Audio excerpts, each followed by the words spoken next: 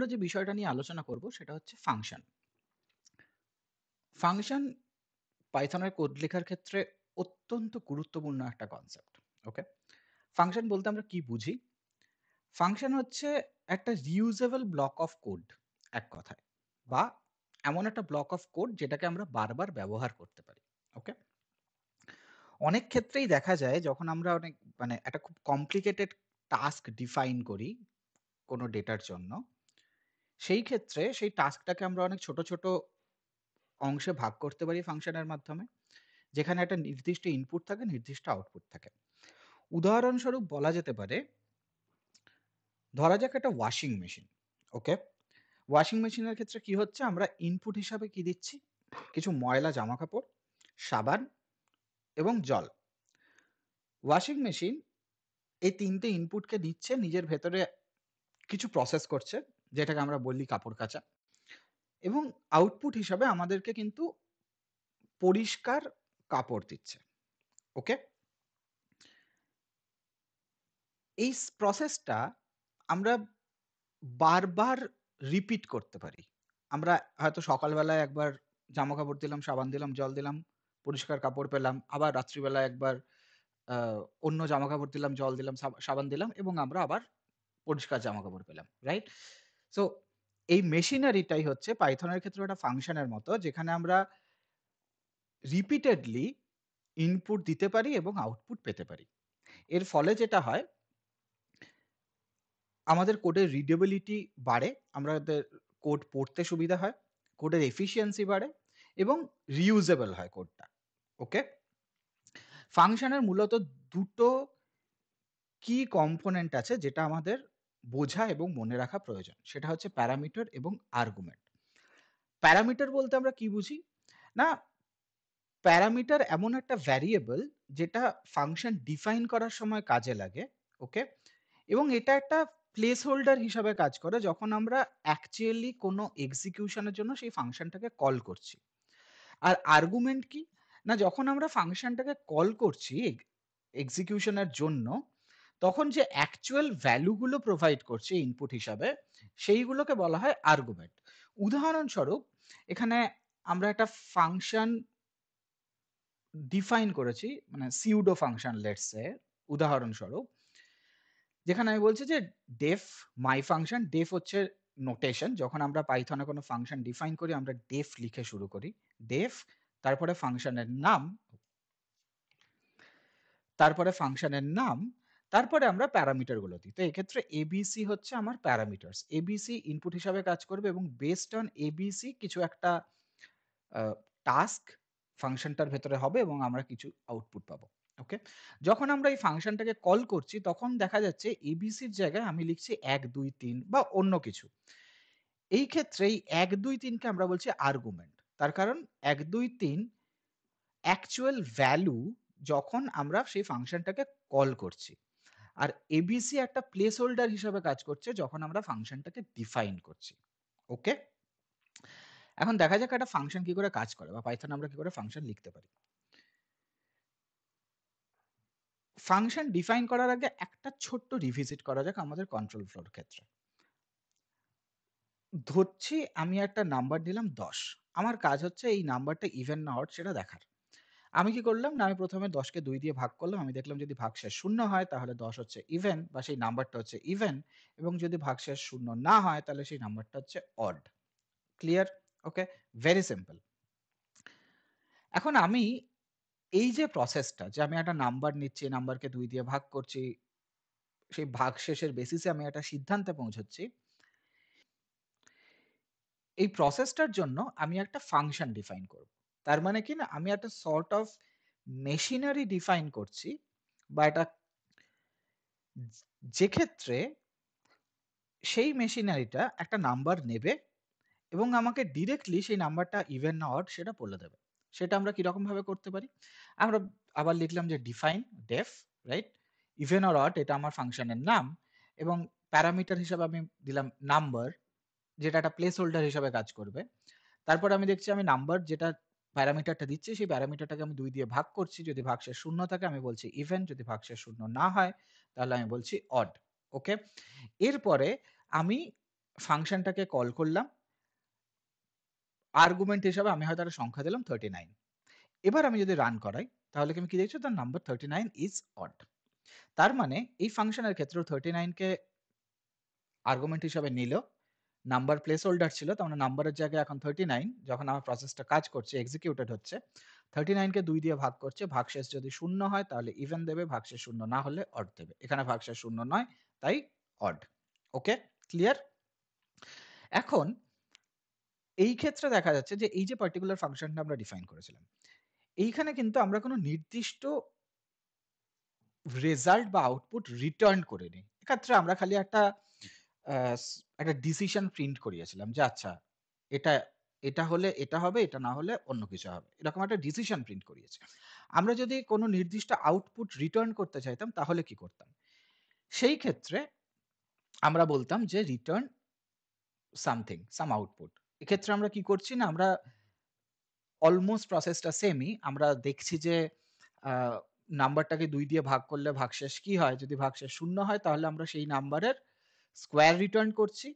আর যদি ০ না হয় তাহলে মানে যদি ফাংশনটা অড হয় ইন আদার ওয়েজ, সেক্ষেত্রে আমরা তার কিউব রিটার্ন করছি। ওকে? আমি যদি আপাতত এটাকে কমেন্ট করি তাহলে এক্ষেত্রে কি হচ্ছে না, আমি একটা ভ্যারিয়েবল ডিফাইন করছি আউটপুট, যেখানে আমি ফাংশন কল করছি। ফাংশন কল করে আর্গুমেন্ট হিসাবে ৩ দিচ্ছি, রাইট? আমি আউটপুট কি পাবো না 27। তার কারণ কি? না ৩ কেও ২ দিয়ে ভাগ করছে। দেখছে ভাগশেষ 0 এর থেকে বেশি, মানে 0 নয় এট লিস্ট। তো সেক্ষেত্রে আমাকে ৩ এর কিউব রিটার্ন করছে।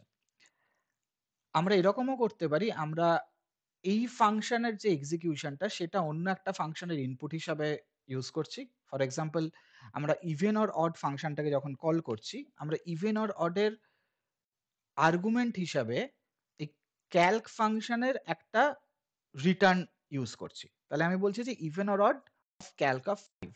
তার মানে ক্যালক ফাংশনটার মধ্যে আমরা আগে 5 দেব। আমরা দেখব যে 5 ইভেন না অড, এবং on the basis of that আমরা 5 এর স্কোয়ার বা 5 এর কিউব রিটার্ন করব।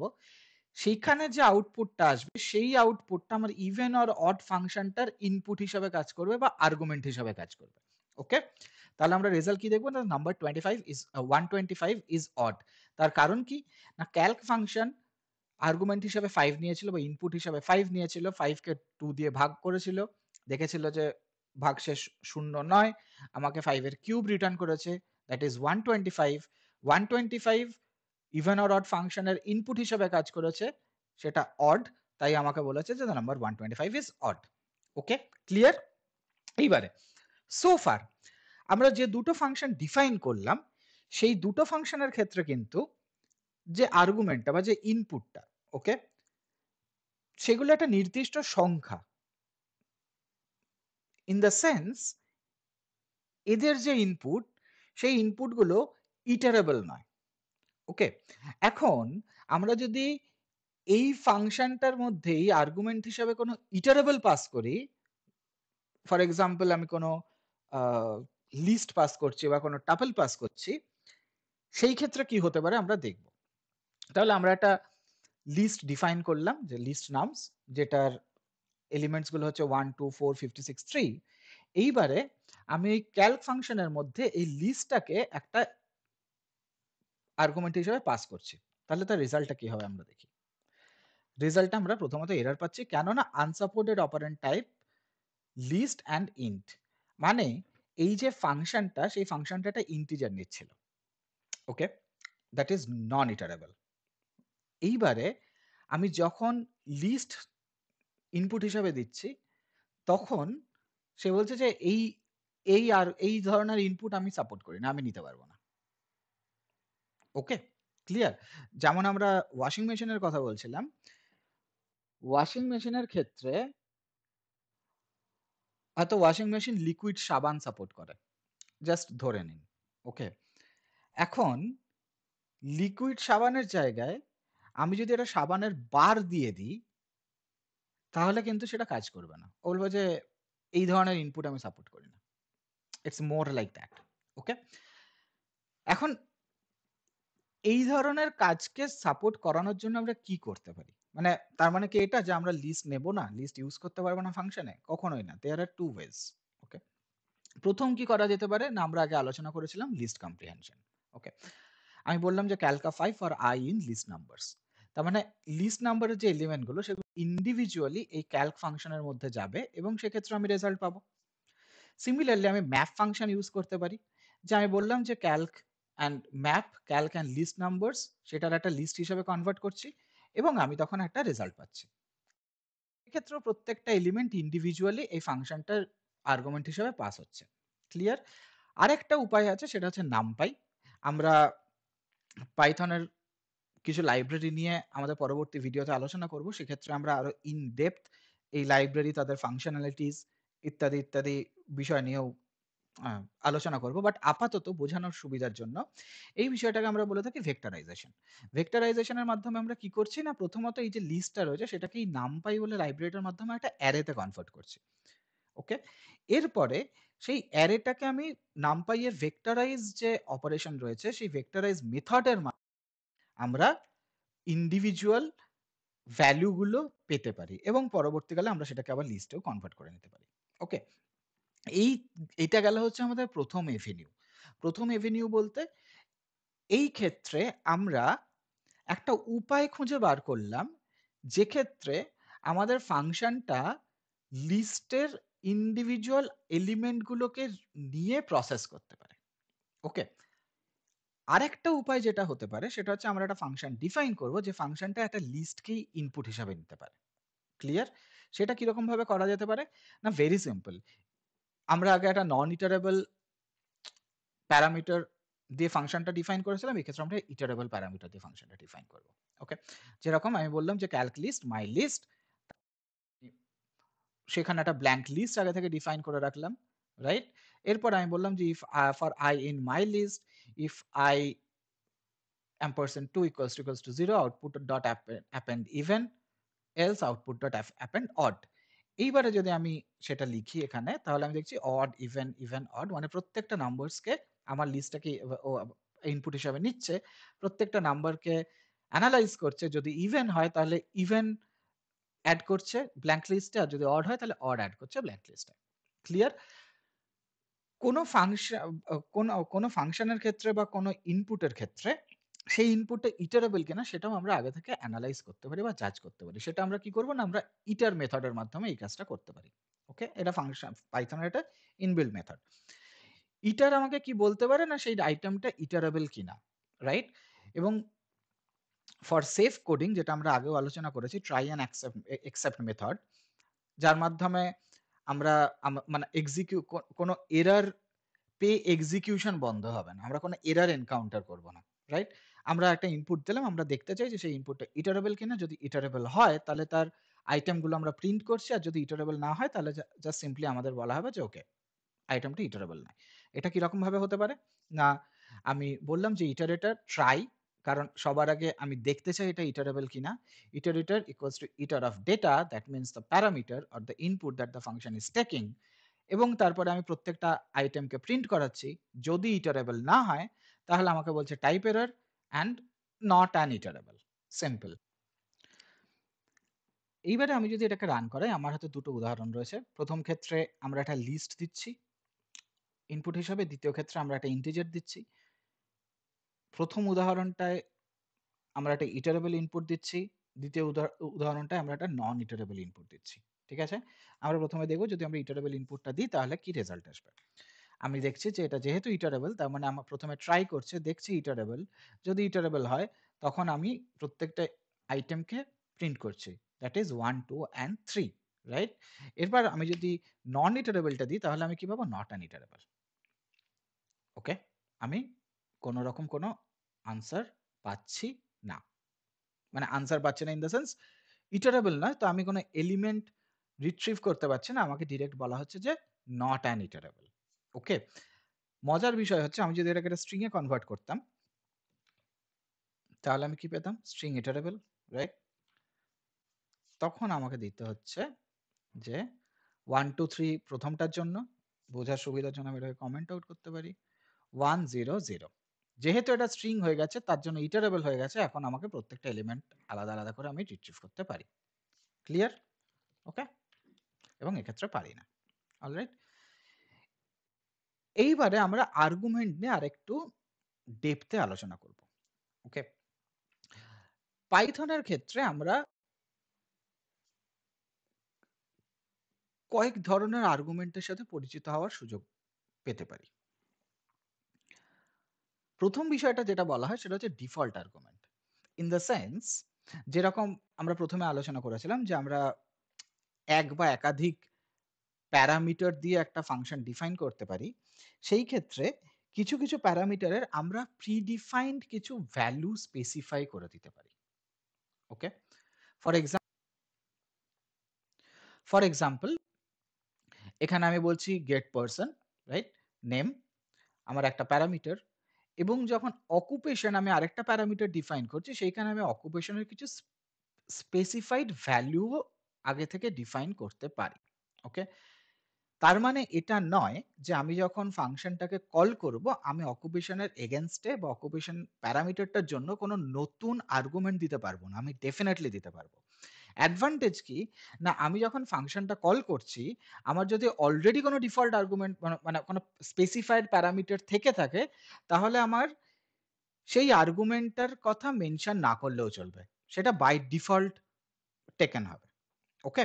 ফর এক্সাম্পল হিয়ার আমি যখন বলছি যে গেট পারসন নেমে আমি যেহেতু কোনো ভ্যালু আগে থেকে অ্যাসাইন করিনি, তাই জন্য আমি যখন এবিসি দিচ্ছি, এবিসি নেম হিসাবে নিচ্ছে অ্যান্ড আনস্পেসিফাইড অকুপেশনের জন্য অটোমেটিক্যালি অ্যাসাইন্ড হয়ে যাচ্ছে।